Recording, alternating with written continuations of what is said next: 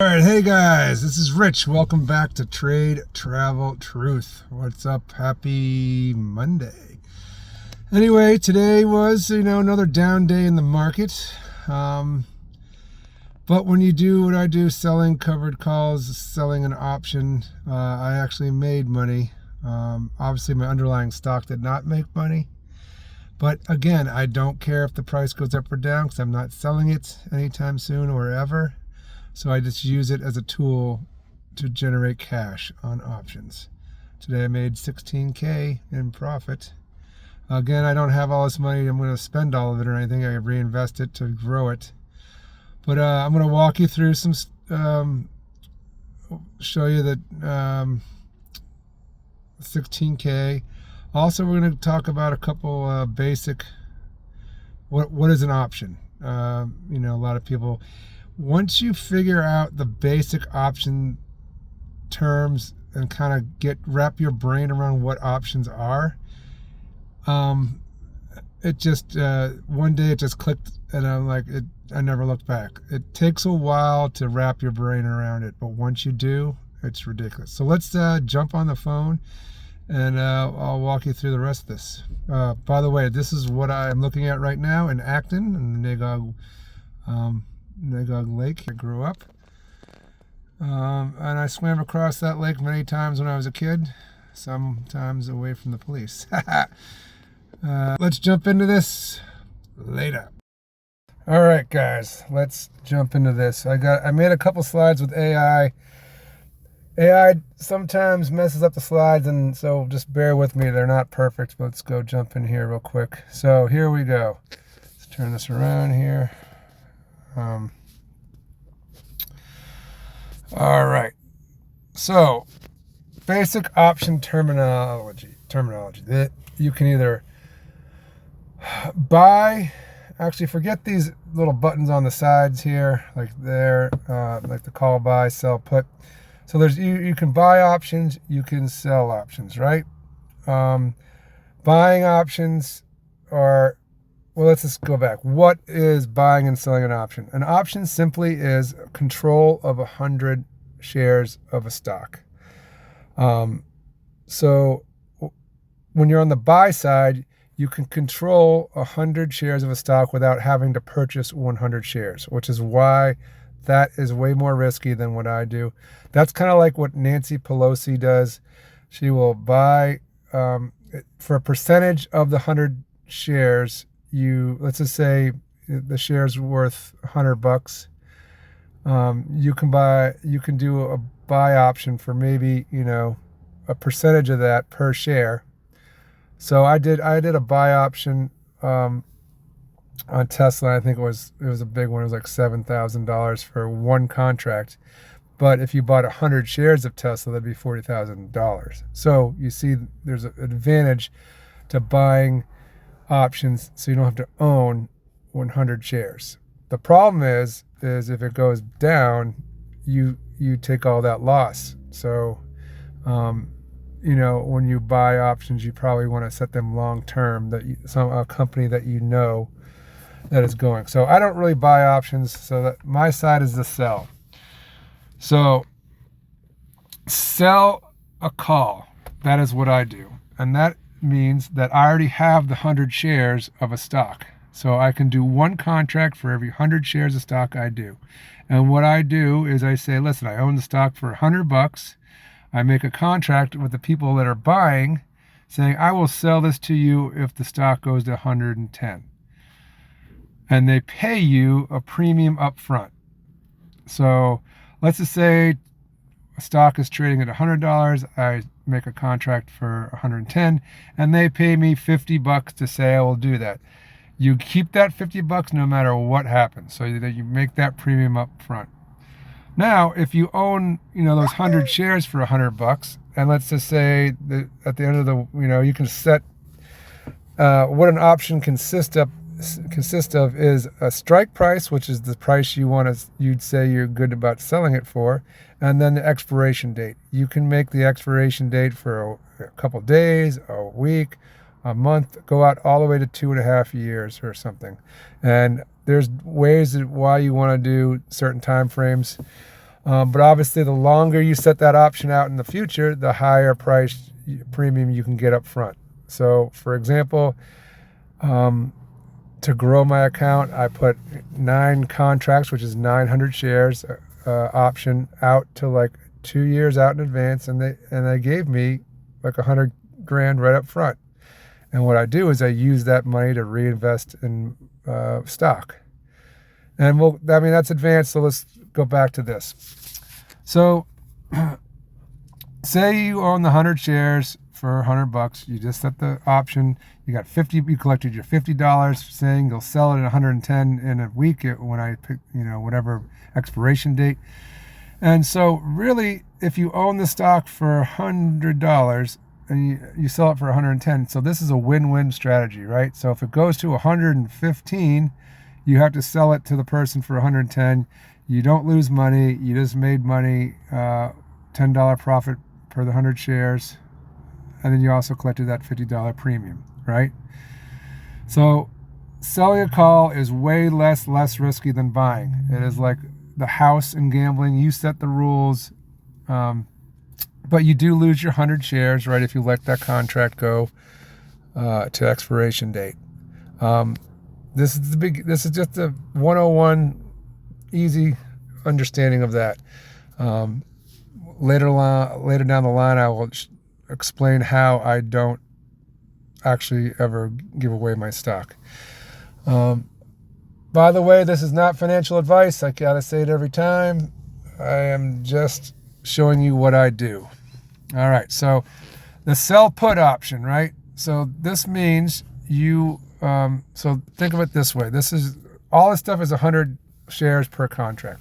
So let's just say I wanted to buy Tesla stock, but I think it's a little too expensive right now. So it's trading for $100. I'd really like to buy it if it was 90. So you can put a contract in saying, I will buy Tesla at this date for $90, and then somebody will pay you. The people that buy the put will pay you a premium to do that. Say, let's just make it up, $50. So you collect $50. The only thing different about a sell put is that you don't own the shares yet, which means you have to have enough money in your account to actually cover 100 shares if it goes below that strike price that you set, and then by the time it expires, you own those shares. So let's just do this again. So Tesla's at $100. You made this contract for a week. It's Monday. You met, and Friday it's $85, and then it expires. So you take ownership of those shares for $90. So yes, it went $5 lower, but you think it's going to stop around there and go back up. So this is a great way if you love a company and in the long term it's going up, and you just want a little cheaper stock. Now what happens? Let's see what happens if these two things. If let's just say the shares don't go down to 90, they expire worthless, and you keep the $50 premium. Same thing up what I do. If my $100 share price, or the 110 that I set, it doesn't get to 110, it gets to 108, then I keep that premium. So you keep the premium no matter what. All right. So I know it's a lot to take in at once. I mean, I was totally overwhelmed when I first started learning about this stuff, but once you understand this, it is crazy once it clicks. So I guess it's like going to algebra class the first couple months. So you're like, I don't know what's going on. Then one day it clicks. Yeah, and there's other things to, we get in advance to talk about, like the Greeks, which are pretty much just there's tools to understand what risk you're taking. So let's go to this other slide that I made from AI. This one's a little messed up. All right, here it is again. So the buy side is going to pay the sell side a premium for you can read that when it says obligated to sell shares at a strike price, the right to buy shares at that price. The buy people also can exercise options before they expire, right? So let's say a stock, let's say I say I'm going to sell my Tesla shares for $10 over what they're going for right now, and the thing blows by that and goes up to like $50 above it. So technically, if the people seeing that, they could go, all right, I want to exercise my option before it expires and take your 100 shares. But anybody that knows options, usually that doesn't happen, and if you have rules in place to do what's called rolling, but that's the advanced thing. So this just tells how the options work. I like to think of options as kind of like insurance. So I'm renting my shares out to the people buying. They think it's going to go up. I think it's going to go down. And it doesn't really have to. I don't even care if it goes up or down because I have ways it. But that's advanced. So hopefully this is a little bit help you out. Ask me questions, obviously, because I don't know. It's very hard to explain. Just continually research on YouTube. All you gotta do is put in what's options, and then once you hear it from like 2 or 3 other people, kind of write it down too. To get a notebook out, write down this chart or write down something like that. So there's only 4 different things you can do. Half of it's selling, half of it's buying. The buying is more risky. The selling is not, because the selling is like you're a house in the gambling, and you can set the rules, the parameters. So when I sell a call, obviously I know Tesla's going to go up long term. So selling calls, which means that you want to below the strike price, it's kind of counter to intuitive, right? You think, if you want a stock to go up, why are you selling calls? Well, because you can do it as it goes up if you're smart about it. And this is where a lot of these guys have been doing selling options forever. Dislike selling calls because they kind of don't know how to squeeze, how to do it. I love looking at the market every day.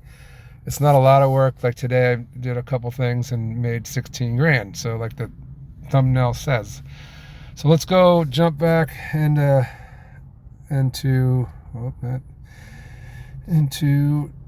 this. All right, so we're doing this. So the market went down a lot today, right? It's closed, and we'll go down here. So profit. So now now my monthly is up to 80 grand, 87. Year to date is 183. So from here up is today. So 16 grand. Yeah, maybe 17 almost. And so these are all calls that I had go that were all in the money. So they didn't, like, some of these weren't, like this one is 12.28, that was out 2 years. I saw it was up 10 grand. I wanted to snag a little of that money. So what I did was I closed that one out, took the profit, and opened a new one up a month, and then rolled it earlier. And so then I opened up another one, which is probably, it's still active. And the one I opened up gave me more premium. So but you have to have, money in your buying account to close these early, because obviously, they gave me way more than 10 grand up front to open this. And so you got to buy it back, if that makes sense. And we'll get into that later. This one, 5-1. So this is going to expire on Thursday. Oh, no. This one where I had 9 contracts, this 5-1, I had 9 contracts that were going to expire in May. And of course, Tesla dropped a ton, so I was up 5 grand. So I'm like, listen, I'm going to close out of that, collect that profit, and then open another one up. So that's what I did. And then this one, so this other 5-1 was, I'd bought back 1 contract, so I had an extra one. So then I just added this to my new one. So this is $500 for another contract. And then I can't remember what I did in there. So anyway, so this is how crazy it is.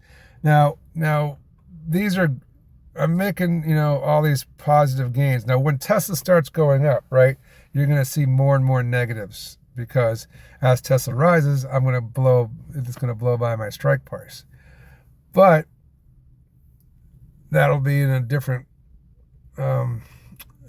video. This is more advanced, but I do a thing called rolling. If it goes, I have rules set up that if it gets too high and I'm losing too much money, I close that and roll it out in time and then up in price to the point where the new premium that I collect for that will cover the losses that I'm taking in the contract that's not doing well. I know I'm throwing you a lot of information right now, but just for homework, go understand what the two buying and the two selling options, like what they are, and also learn about strike price, expiration date, and the two big Greek things that you can learn about if you wanted to do advanced would be delta.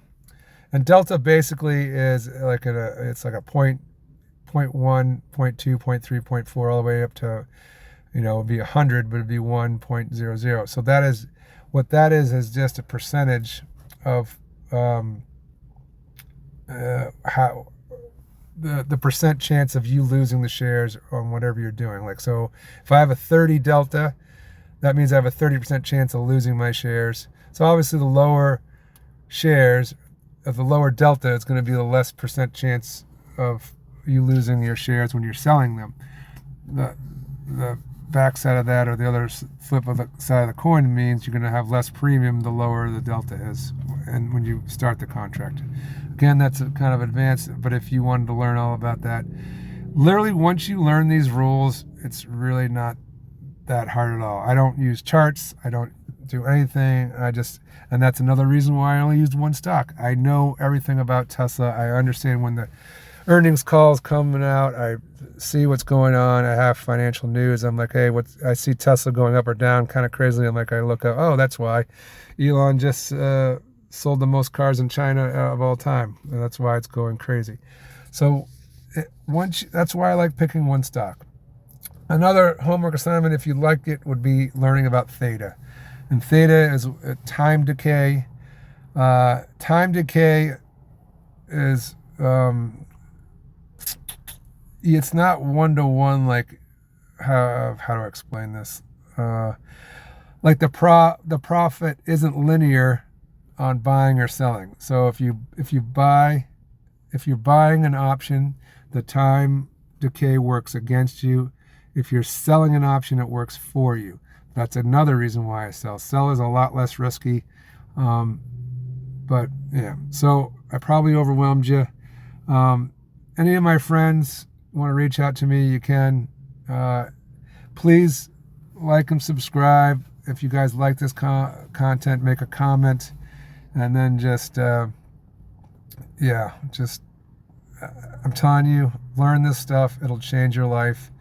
It's not a get-rich-quick thing. It took me 4 years to build my account to be able to leverage this. But once you get in, it becomes like sort of like a game on how you can grow it. It's changed my life. I quit drinking so I can use that drinking money into this, more healthy. So anyway, sorry for rambling. Please like, subscribe, and share. Thank you very much.